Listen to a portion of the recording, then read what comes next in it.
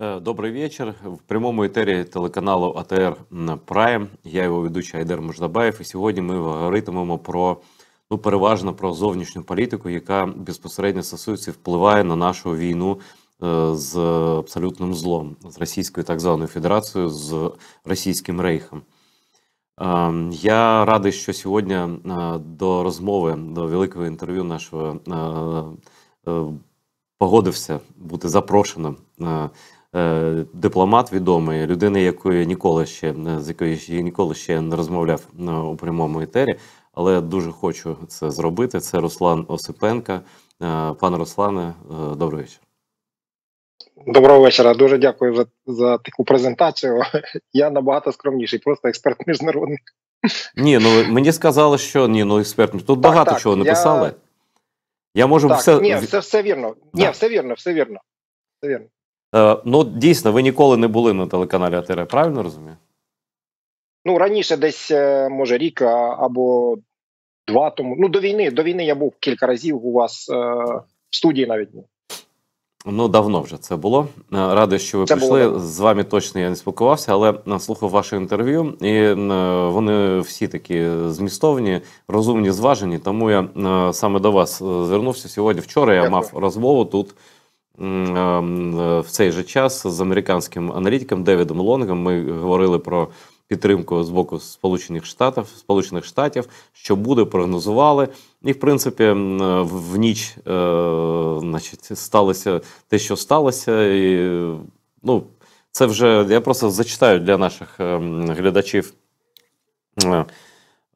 коментарі, власне, Байдена до ситуації, до провалу переговорів між республіканцями і демократами щодо підтримки України. Байден про можливу відмову від підтримки України. Це безумство. Президент США Джо Байден назвав абсолютною помилкою перспективу можливої відмови від допомоги Україні, яка протистоїть агресії Росії. Відмова від підтримки України – це просто абсолютно божевілля, сказав Байден.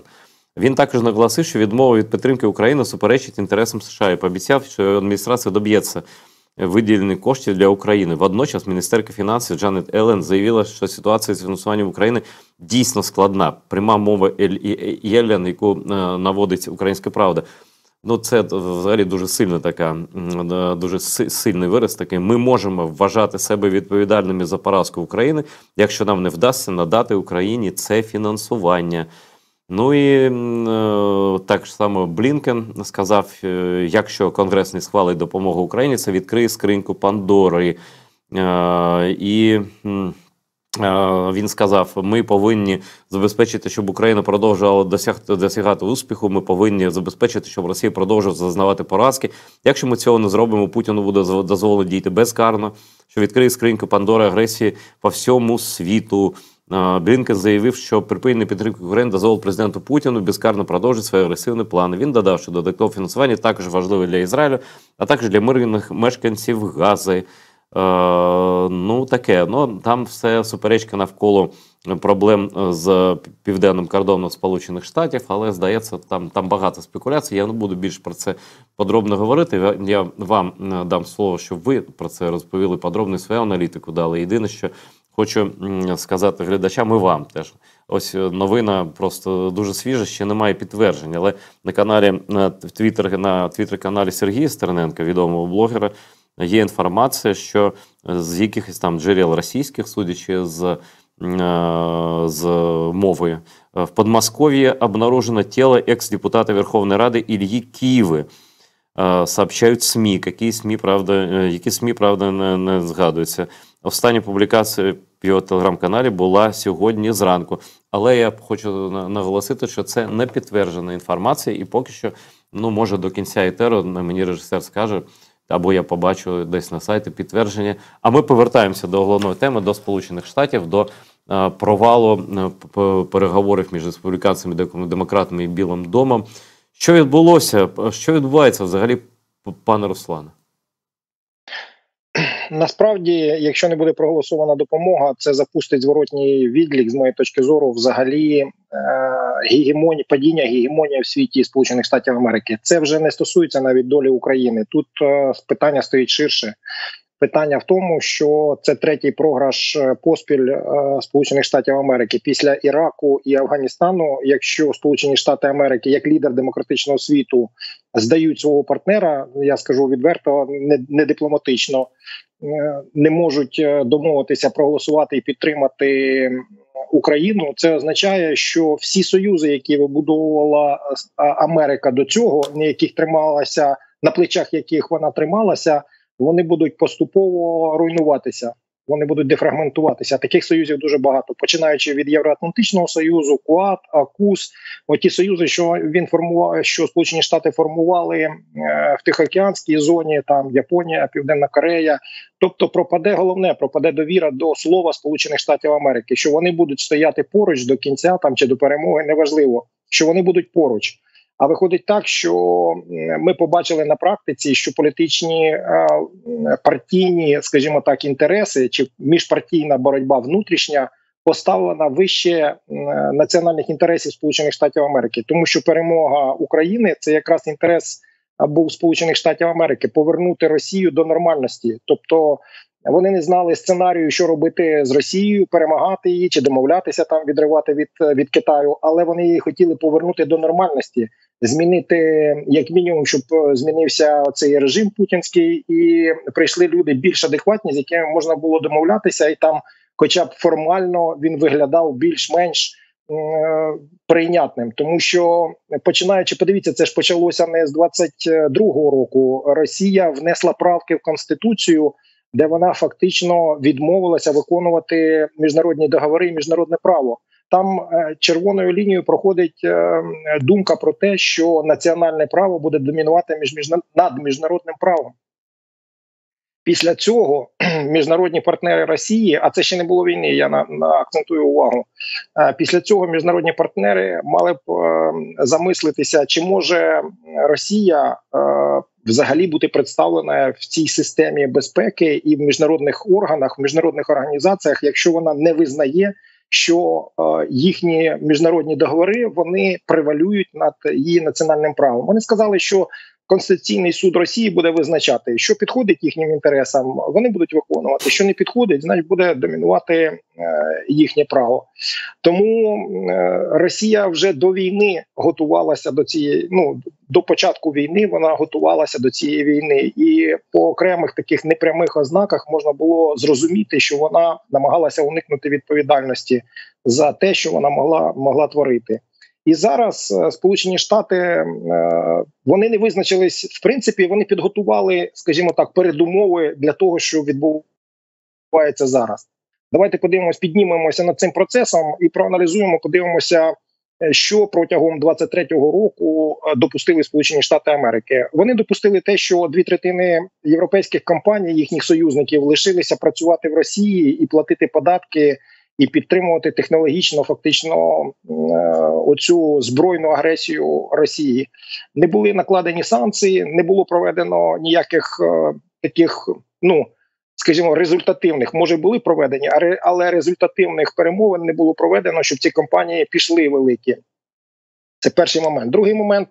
Так, вели стелю по нафті для того, щоб вдарити по потенціалу Росії, зменшуючи його і підтримуючи з іншого боку Україну, таким чином вирівнявши потенціал і створивши умови для України, щоб вона могла там продемонструвати на полі бою щось. Але що відбулося після 5-6 місяців? Після 5-6 місяців Росія почала нарощувати продажі нафти, і оці вторинні санкції не Європейський Союз не вів. Ми очікуємо 12-й пакет, який був спрямований на перекриття оцих шпарин. До цього часу.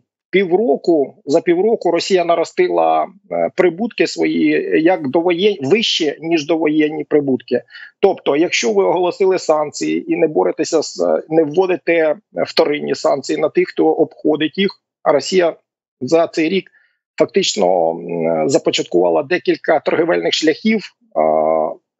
Там іде один через Каспій з Ірану, інший через Азію, з Китаю через центральноазіатські країни. через Туреччину і Грузію. Їй достатньо цих 3 шляхів для того, щоб виявилося, для того, щоб не тільки відновитися і отримати прибутки, і продавати нафту, і енергоносії свої. Вона навіть використовуючи ті заводи, які вона побудувала, там, наприклад, от як Лукойловський у Болгарії, вона спокійно завозить нафту, там перевантажує її в Азовському морі, перевантажує на мілкі кораблі, завозить і нафтопродукти вже продає як від іншої країни, там, начебто. І в Європі купують також ці вже вироблені продукти, скажімо так, з російської нафти. Ніхто вже не дивиться на це. От. Тому з одного боку Захід і Сполучені Штати Америки за цей рік дали можливість Росії відновити свій потенціал. Спочатку вдарили, а потім вирішили, що цього буде достатньо. А Росія йшла цілеспрямовано і нарощувала свій потенціал. Вона запустила свій ВПК, вона наростила прибутки. Зараз вона в 3-річному бюджеті, там 30%, це тільки по відкритому бюджету. Ми бачимо, що вони збільшили на 30% фінансування ВПК. А у них, як ми знаємо, я жив принаймні в Радянському Союзі, військові прибутки, військові видатки всі, вони ховаються там в інших статтях, які закриті, і ми не побачимо. Я не здивуюся, якщо там взагалі 70-80% прибутків будуть на те, щоб сплачувати за війну, розбудовувати військово-промисловий комплекс. І це фактично створило таку думку і у європейців, і в Сполучених Штатах, у цих радикального крила трампістів, що Росію неможливо перемогти. Як же, ви ж бачите, ядерна держава, ми вводимо санкції не працюють, вона нормально стоїть, посміхається над нами, каже, що санкції не спрацювали, так давайте сідати за стіл перемовин. Тобто самі створили своїми руками таку ситуацію, а тепер хапаються за голову і думають, а що ж робити?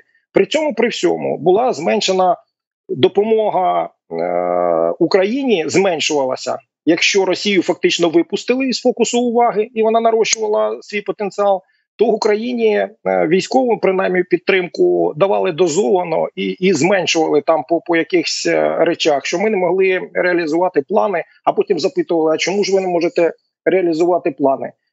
Там контрнаступу чи наступу.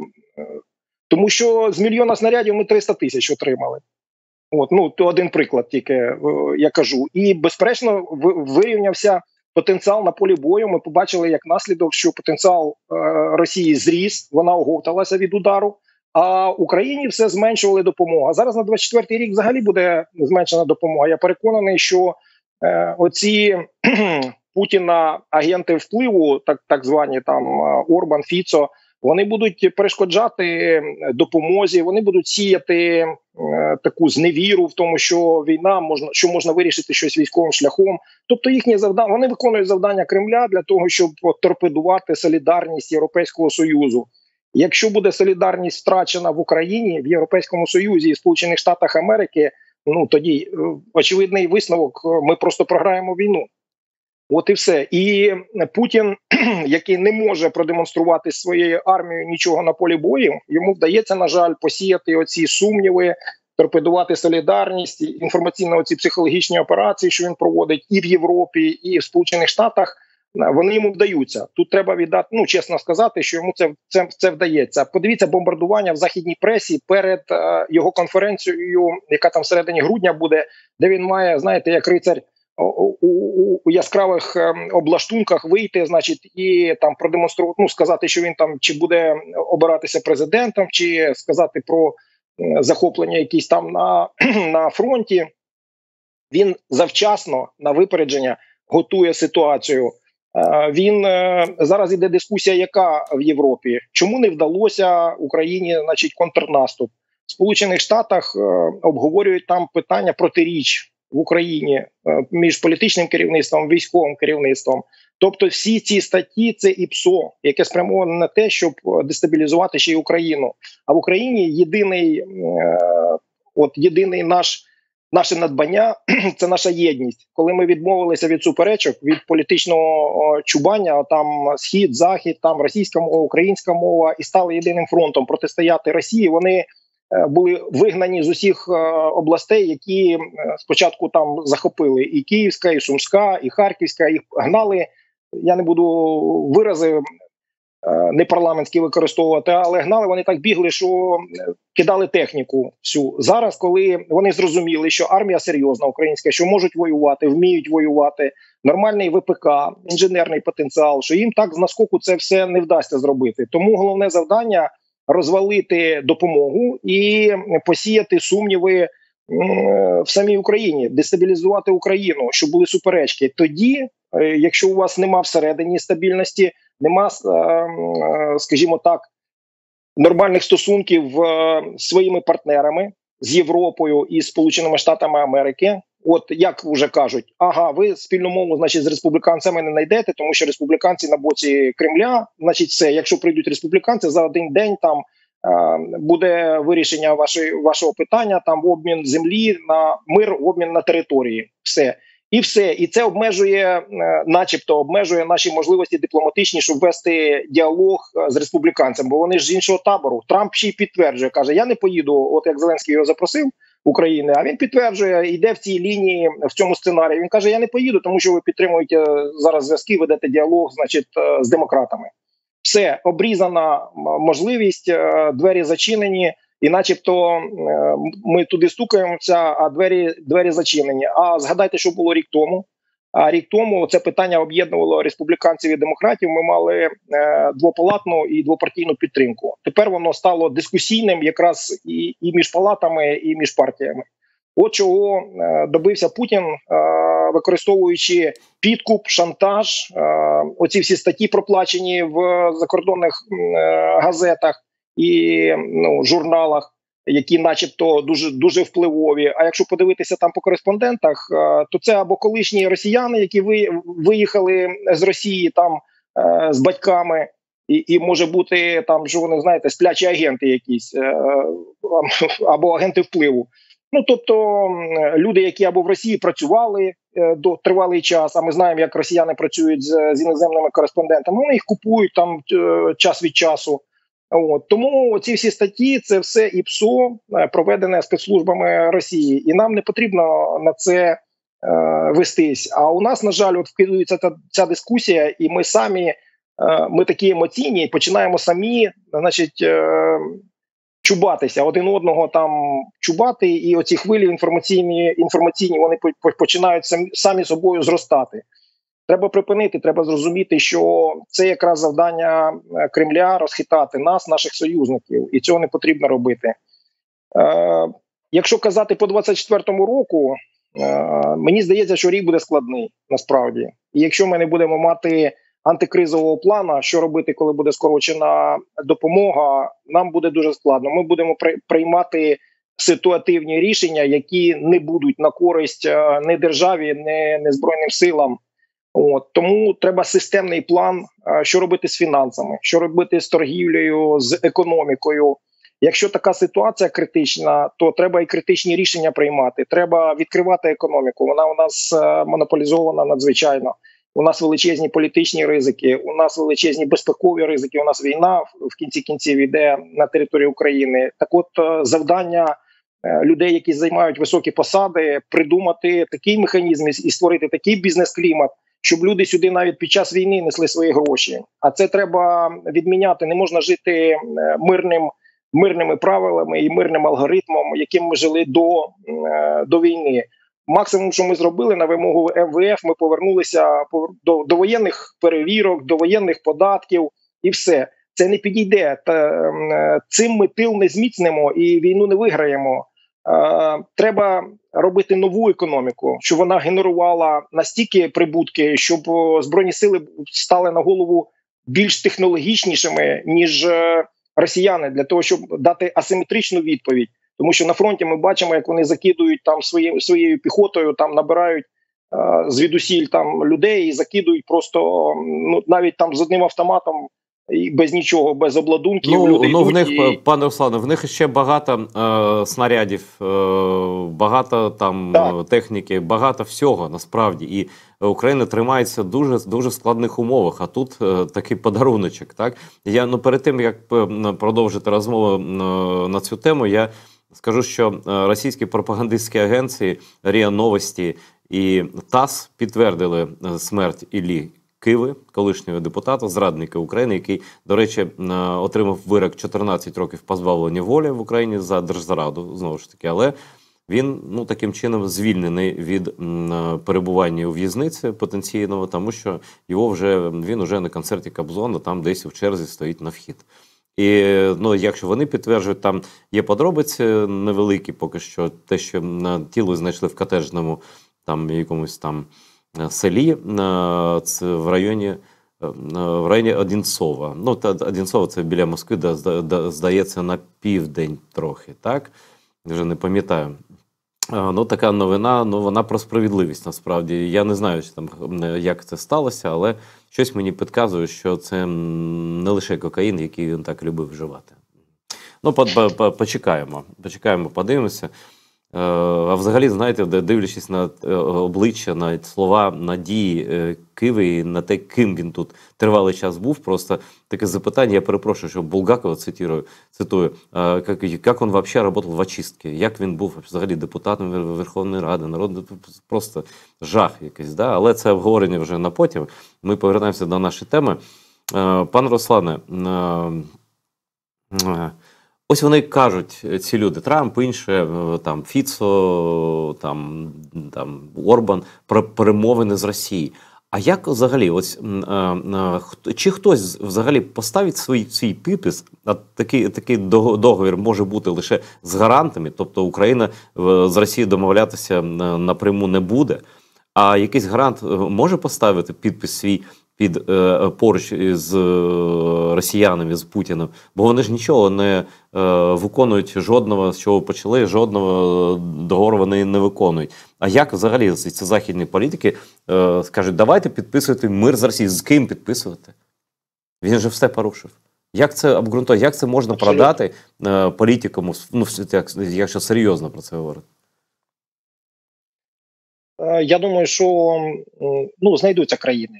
Ну, наприклад, Туреччина, дивіться, яку позицію зайняла Туреччина. Я дуже гарно ставлюся до народу Туреччини і до турків. Вони і в історії багато нас підтримували, коли козаків там руйнували Січ, вони прихисток давали.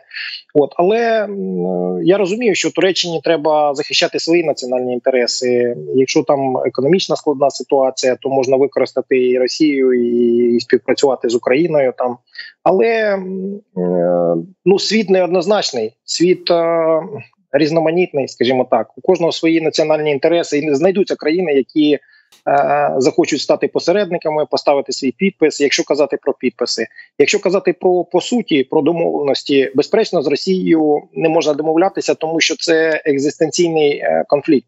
Росія вважає, що ми бунтівна провінція, яка хоче втекти на Захід. І при тому, якби тікала інша провінція, той самий Казахстан, навіть та сама Білорусь, було б менше уваги до них, ніж до України. Чому? Тому що всі міфотворення цієї імперії, вони походять із Києва.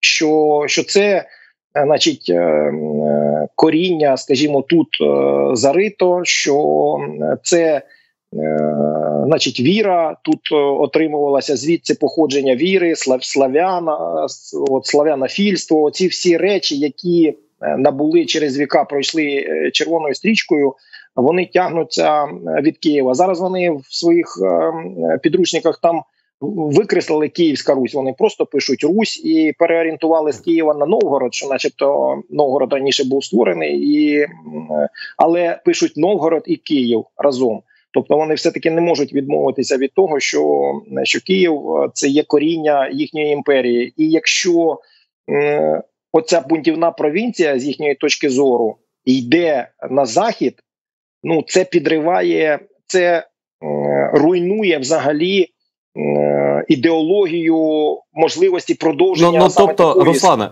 вони все одно не заспокоюються. Це лише може бути відтермінуванням гірших подій, так? Ніколи. Да. Ніколи. Я хочу сказати, тут просто новини йдуть, і вам теж цікаво буде. Києву ліквідувала Служба безпеки України.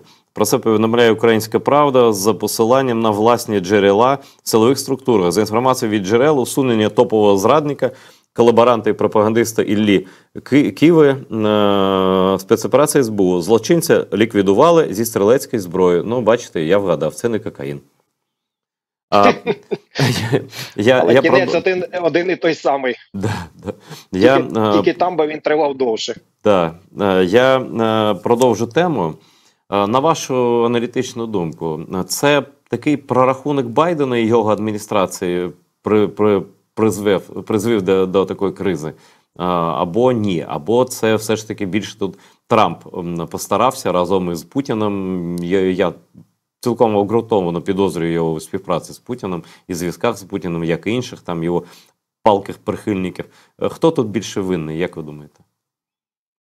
Я думаю, що це колективна західна думка. А знаєте чому? Тому що вони не знали, що робити з Росією. Росія ж, вона була... Який імідж мала Росія? Росія була одна з 5 переможець в Другій світовій війні, по результатам якої розподілили світ і створили систему безпеки, яка давала можливість жити нам мирно. Тому Росія там і сиділа в Раді безпеки ООН, мала право вето серед 5 людей. І це начебто, знаєте, якась корпоративна така відповідальність. Ну, як ворону може там вибити око? Ну, не можна. Да? Ми нападали, у нас були війни, ну і у них війни. І взагалі, що ж робити з Росією? Вона ж ядерна держава, другий запас ядерної зброї. І оці міфи, які запускав, до речі, Кремль, що якщо дестабілізувати і дефрагментувати Росію, то це буде ще гірше, ніж от Росія, яка там вийшла за якісь межі там прийнятного того самого норм прав, які прописані там в статуті ООН, наприклад. Тому що у нас ядерне виробництво ядерної зброї, у нас багато шкідливих виробництв, у нас велике різноманіття там національні утворення, які між собою можуть почати там воювати, і наслідки незрозумілі, куди буде розповзатися ця зброя, і в тому числі ядерна зброя, і ядерні матеріали. Тобто вони лякали Захід. І Захід, коли почалася війна в Україні, він не дійшов спільного знаменника, що робити з Росією. Так її треба перемогти, і відібрати ядерну зброю, щоб вона більше нікому не погрожувала, да? Дефрагментувати, щоб вона почала будувати там державу, як та сама Німеччина, коли вона поставила людину в центрі політичних процесів, її інтереси, її права там, демократію фактично запустила. Чи домовлятися з росіянами якимось чином, щоб вони не були в альянсі з Китаєм. Тому що Сполучені Штати більше лякалися, що буде отаке об'єднання, ресурси російські і технології, гроші китайські. І оце об'єднання, великі території, великі можливості, великий потенціал, він фактично давав можливість протистояти будь-кому. Тільки солідарне об'єднання, таке як Євроатлантичний альянс, могло протистояти об'єднаному цьому альянсу Росії і Китаю. І вони це розуміли. І про це казав під час свого візиту Сі Цзіньпінь до Москви, що зараз історичний момент. Якщо ми вистоїмо, то все зміниться і порядок денний міжнародних стосунків диктувати будуть вони. Ну, це між рядків було сказано. Путін не зрозумів тоді, коли прощався з ним Сі Цзіньпінь, але йому Сі Цзіньпінь казав про серйозні стратегічні речі на десятки років наперед. І зараз, на жаль, Захід не дійшли спільної думки, що робити з Росією, і це дало можливість оговтатися. Про те, що ми казали, що Росія оговталася, налагодила торгівельні шляхи, скооперувалася з такими самими проксі Китаю, як вона є, там з тим самим Іраном, з тою самою Північною Кореєю, налагоджується обмін технологіями, налагоджується обмін там тими самими боєприпасами, співробітництво в ВПК йде. І тому так, Захід фактично, його нерішучість і неоднозначність, а може так зробимо. І поки вони думали, як зробити, може так, Росія, яка кинула виклик у грудні 21-го року, вона ні на крок не відступила від своїх вимог. Вона вимагає, щоб Захід відійшов за лінію 97-го року, тобто повернув їй сфери впливу, які мала іще царська Росія, царська імперія. А якщо лінія 97-го року, туди потрапляють всі країни Центральної і Східної Європи, та сама Фінляндія, там і Польща, і Балтійські країни, і Румунія, всі ці країни, а вони сьогодні вже в Європейському Союзі і в НАТО. І тоді треба було запитати європейців: ви що, не розумієте, що він вже кинув виклик і він вже воює? Просто він воює поки що на території України, і що він не зупиниться на Україні. Далі буде Молдова, Балтійські країни, Польща, і далі, якщо не буде спротиву, він дійде до Ла-Маншу. Він дійде таким чином до Ла-Маншу. І як колись був час в історії, коли, знаєте, казали росіяни, що жодна пушка без нашого дозволу там не буде стріляти в Європі. От вони хочуть повернення того, коли вони будуть визначати європейську політику. Тому що вони позиціонують себе як держава-місія, яка несе новий порядок, яка виступає за більш справедливі міжнародні стосунки. Насправді вони звичайні агресори, звичайні нацисти, шовіністи, але вони розповідають своєму народу, що у них місія там велика, значить, повертати своє.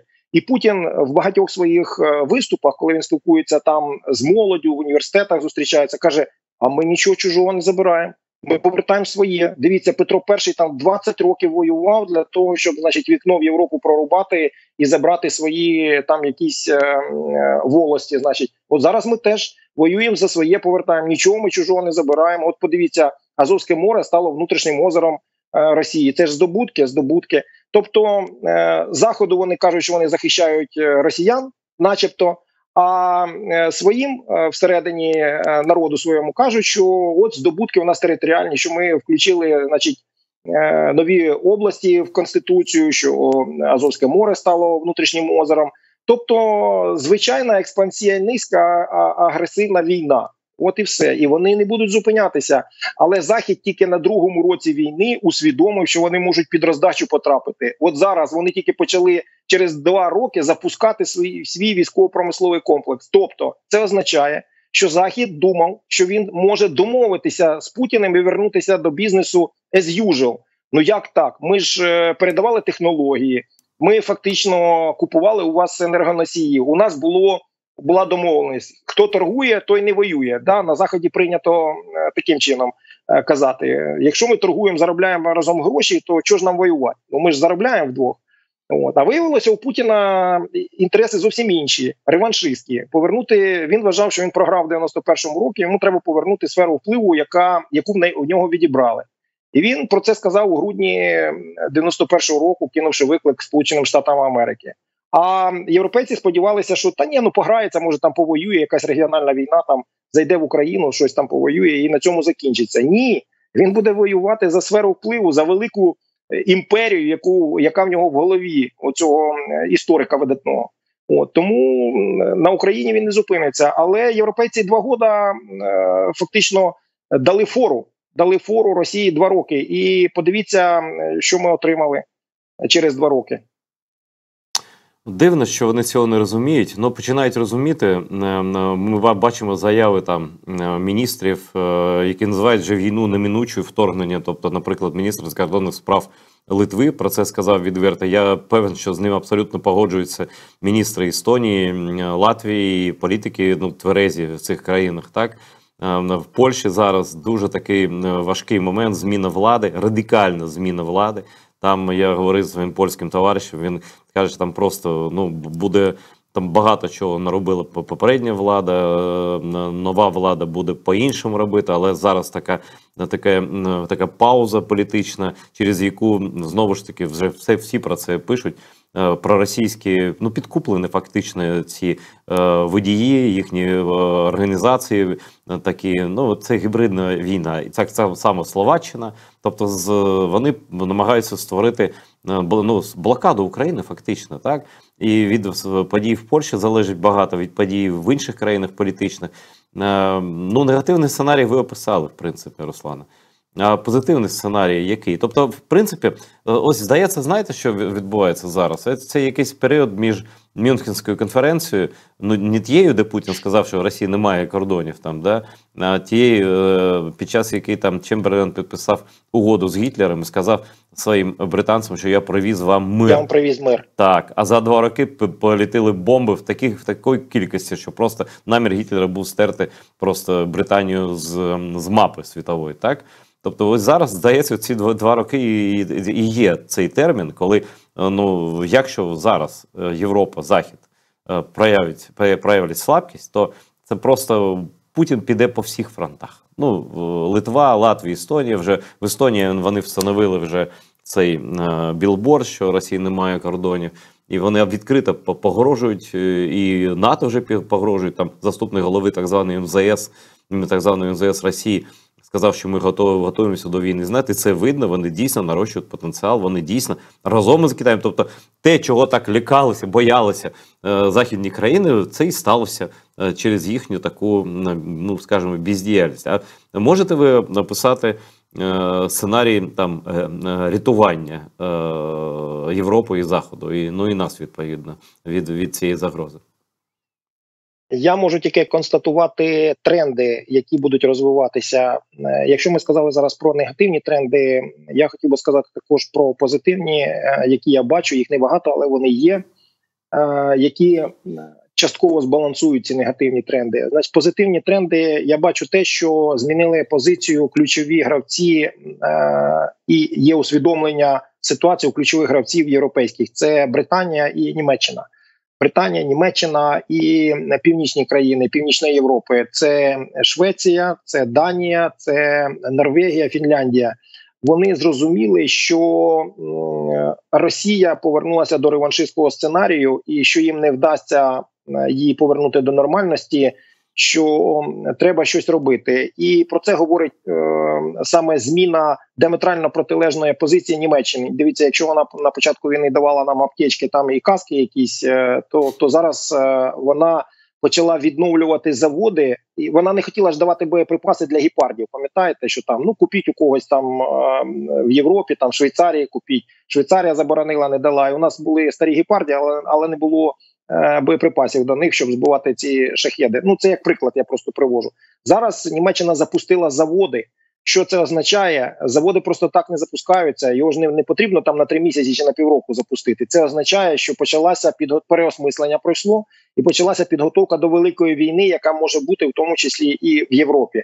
Британія також нас не кине, тому що Британія – це запеклий ворог Росії, це антипод Росії. Якщо в Росії сформована така персоналістська вертикаль влади, де не цінується життя людини, права його ніякі не цінуються, то Британія то це зовсім протилежне. Це людина в центрі всіх процесів політичних, політика обслуговує інтереси людини, домінує право.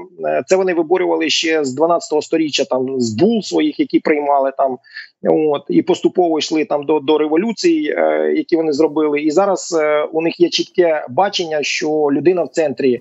І common law, оцей, що діє там, право юридичне, яке діє в Британії, воно якраз захищає права людини. Тому Британія і Росія – це, знаєте, як антиподи, я їх називаю. І Британія ніколи не порушувала свого слова. Коли вона дала слово, пам'ятаєте, перед війною у неї був договір з Польщею, і коли Гітлер напав, то британці оголосили, хоча Європа була окупована, Британія оголосила війну Гітлеру, хоча вона наражалася на небезпеку, і так і було. Почали бомбити там Лондон і все інше.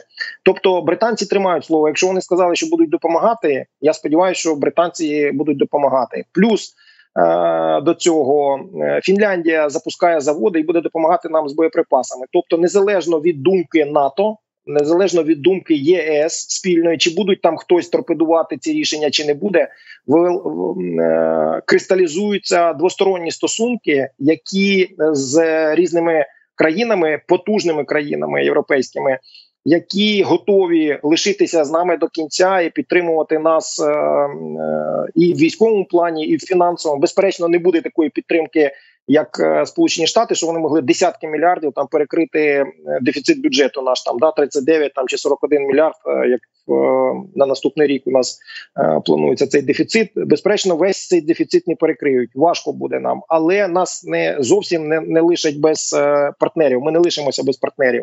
Тому Німеччина, Британія, ну, сподіваюся, що переобереться уряд у Польщі, Польща прийде до норми, і Балтійські країни також будуть нас підтримувати. Країни Північної Європи – це вже на двосторонньому рівні багато для того, щоб скажімо так, отримувати якусь допомогу. Я думаю, що і Японія також буде певний час підтримувати, якщо не буде ніякої заворухи там в Тихоокеанському регіоні, не почнеться, там Китай не почне, або не почнуть сипатися союзи, безперечно, ну, які стримували той самий Китай, то Японія, безперечно, буде займатися своїм ВПК і підвищенням рівня безпеки своєї країни, там укладати союзи з сусідами. От, але якийсь певний час ми також отримаємо цю допомогу. Ще один момент в Сполучених Штатах Америки я побачив як рятувальна така паличка. Це буде подаватися військовий бюджет. А військовий бюджет – це військові корпорації. Вони фактично стоять за спиною у більшості. Щось у нас зі зв'язком. Пан Руслан, повертайтеся.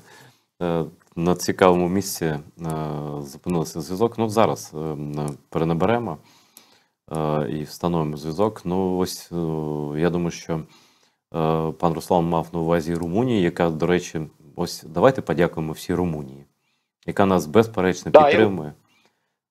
Так. А ви на зв'язку, да, я про Румунію згадав, до речі. Ну, так, Румунія також. Ну, я маю на увазі всі країни Східного флангу, тому що вони перші на черзі будуть стояти, і вони відчувають, вони, по-перше, побували під гнітом цього Радянського Союзу, розуміють, що якщо вони там будуть відхилятися в політиці від лінії партії, то танки просто зайдуть і будуть їх виховувати, як це було в Угорщині, там, в Чехословаччині свого часу. І тому, безперечно, вони розуміють політику Росії, до чого вони хилять і що вони хочуть. І тому вони будуть підтримувати по можливості, хоча можливості у них не такі великі.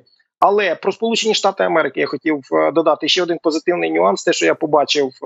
Хотять подати військовий бюджет на наступний рік, в якому передбачити подовження ленд-лізу для України. Це фактично те саме, що дає можливість розпоряджатися без Конгресу самому президенту, підписувати і виписувати допомогу. Ось, я про це хотів, пане Руслане, про це хотів уточнити. Тобто, коли Байден каже, що він все одно знайде спосіб підтримати Україну, це він мав на увазі ленд-ліз, а його ж теж треба голосувати в Конгресі? Так. Його треба проголосувати в Конгресі, тому що це матеріальні засоби, а все, що пов'язано з фінансами, ну, вирішує Конгрес. Ну, а як тоді? Але я думаю, що з ленд-лізом тут можуть бути нюанси. Чому? Я хочу пояснити. По-перше, військовий бюджет, багато військових корпорацій, вони підтримують багатьох сенаторів, там, в тому числі і фінансово. І допомога, яка йде на розвиток оцих ВПК, оцих компаній, яка йшла там начебто в Україну, вона великою мірою лишалася в Сполучених Штатах Америки. І пам'ятаєте, Байден показував карту, які штати, скільки там отримали прибутків, запустивши військові підприємства, там мільярди доларів, які пішли на підтримку економічного там і соціально-політичної ситуації в тих чи інших штатах. Так от, я думаю, що лобі оце військово-промислового комплексу, воно знайде підходи до сенаторів, щоб ті проголосували як мінімум хоча б за ленд-ліз. От, тому що з ленд-лізу також вони будуть отримувати зиски. Це, зі складів ви ж не будете забезпечувати, ми не знаємо, скільки війна буде йти, там рік, два, три. Ну, добре, там рік ви з складів забрали якесь устаткування, якусь зброю, але її треба виготовляти, щоб постійно постачати, тому що ленд-ліз передбачає, що виділяються партії по запиту. Скільки потрібно там? Потрібно 100 танків, значить 100 танків дали. Потрібно там 1000 гаубиць, дали 1000 гаубиць. А якщо немає у вас 1000 гаубиць, то треба запускати заводи. А якщо запускати заводи, то треба фінансування. І фінансування отримують якраз оці заводи. Пане Руслан, скажіть, будь ласка, чому Байден знехтував своїм же власним ленд-лізом, який був терміном дії 1,5 року? Ну, він казав начебто, що аргумент був такий, хоча він дитячий, чесно кажучи, що допомогу, яку ми надаємо,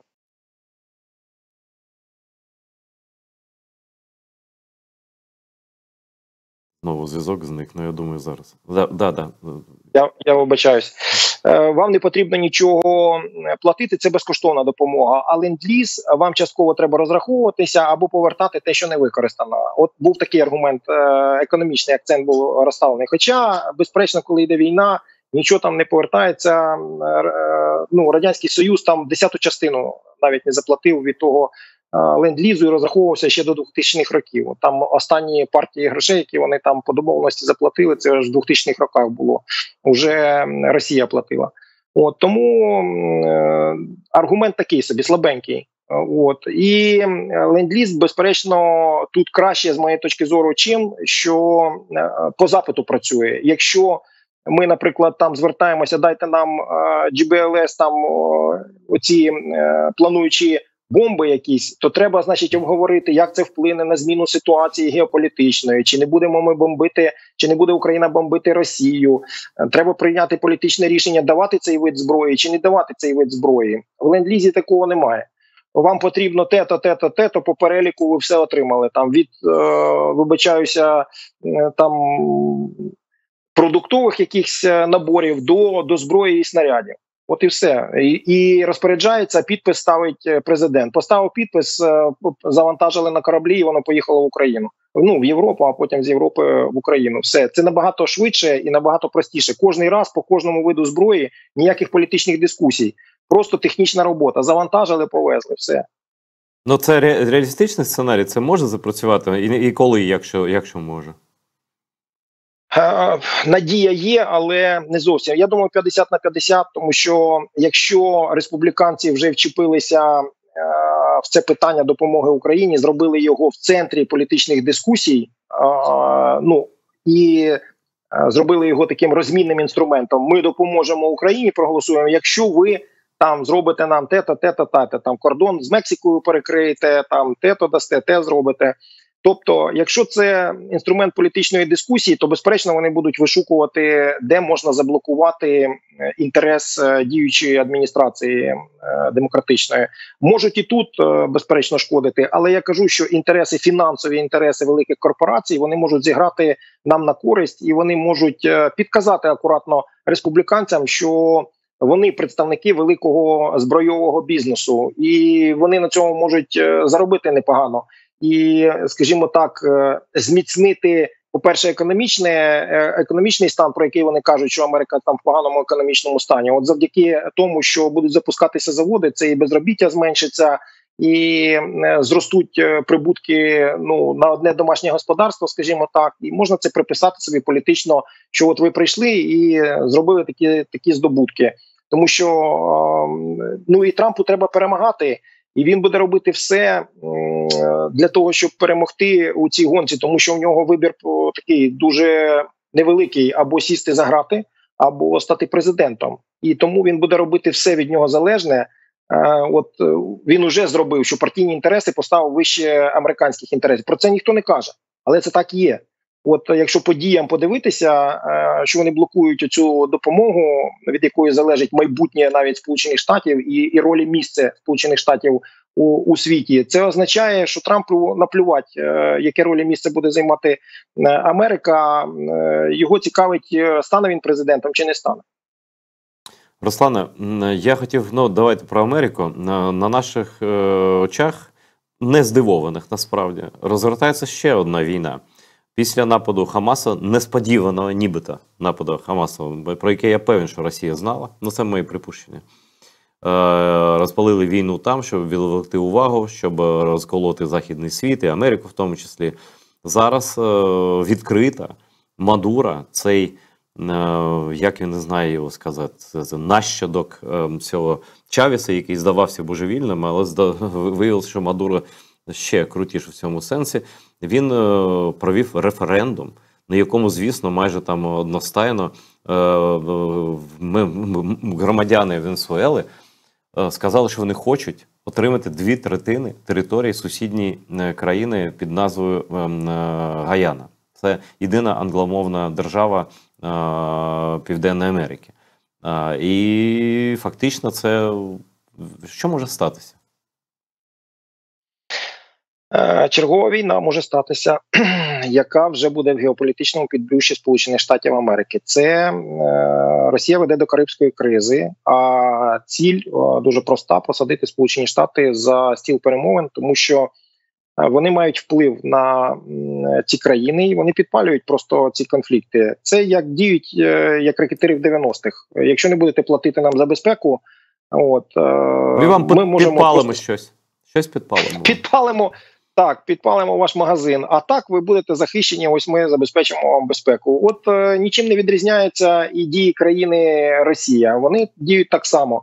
Вони можуть підпалити ще Африку, вони можуть підпалити Балкани в підбрюші у Європи. І вони демонструють, що вони мають вплив на ці силові точки для того, щоб розтягувати і увагу, і потенціал Заходу, щоб вони не могли з'ясувати і розставити пріоритети. Так що ж, спочатку загасити пожежу в себе в підбрюші в геополітичному, чи все-таки займатися геополітичним протистоянням там демократія, персоналістські режими через допомогу Україні, щоб Україна привела в порядок Росію, поставила на місце.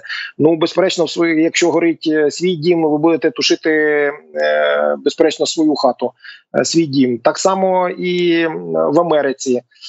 Я не здивуюся, якщо організують там 2.0 міграційні потоки, які дуже гарно спрацювали, коли Росія зайшла в Сирію там і спрямувала ці через Туреччину міграційні потоки в Європу. Потім ЧВК, коли Вагнера в Африці, коли допомагали робити перевороти, звідти пішли з Магрібу і з країн Сахеля пішли міграційні потоки. Європа захлинулася фізично і захлинулася в політичних дискусіях. А як квоти розподілити, куди їх розміщати, а де гроші взяти на їх утримання, що з ними робити.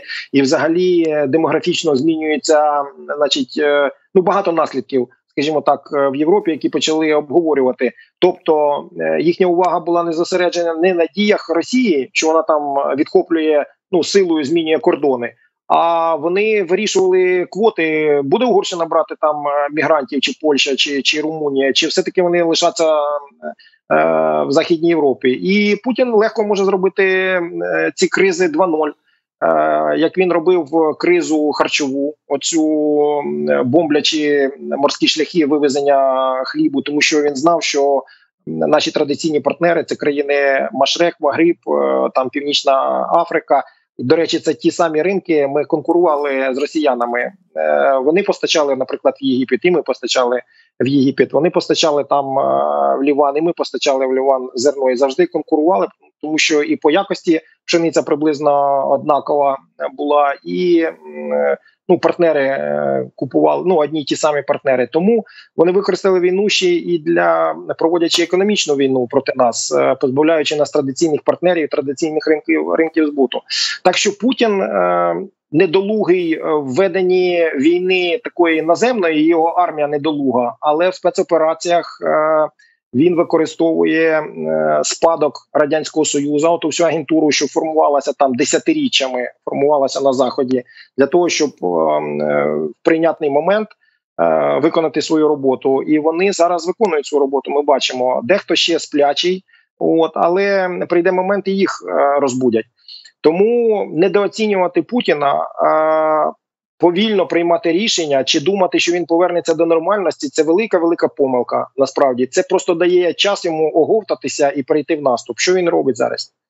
Ви не згадали Францію. Коротко можна про Францію? Це ж велика армія, велика країна і впливова країна.